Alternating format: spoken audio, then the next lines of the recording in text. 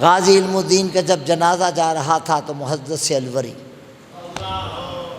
حضرت علامہ سید دیدار علی شاہ، جن کے دو بیٹے زمانے کے امام گزرے ہیں، ایک شاہ ابو الحسنات قادری اور ایک شاہ ابو البرکات قادری۔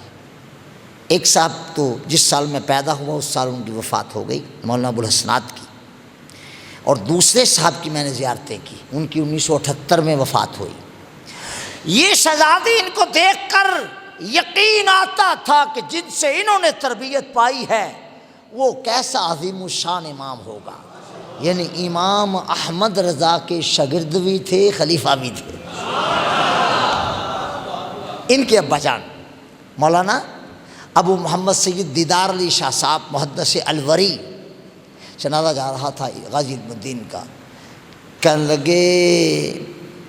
سید کا بال حدیث ہی پڑھاتا رہ گیا اور بازی لے گیا ترخان دا منڈا۔ کوئی بات نہیں، ابھی بھی ہمارے پاس لوگوں کیا سمجھتے ہو، یہ چوکوں میں بیٹھنے والے نوجوان، یہ چوراہوں میں بیٹھنے والے نوجوان، یہ برف بیچنے والے، یہ پان بیچنے والے، یہ سگریٹ بیچنے والے، یہ کلفیاں بیچنے والے، یہ لچھے بیچنے والے،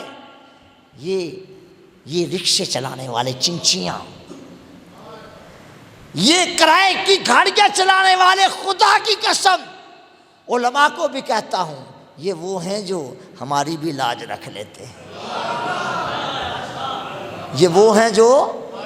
ہماری بھی لاج رکھ لیتے ہیں۔ تو سبحان اللہ، پھر جب علم الدین شہید نے کبھی کہا ہوگا میاں والی کی جیل میں، مصطفیٰ کا تو آیا ہوگا نا یاد حسن، تو جب حسن مصطفیٰ یاد آیا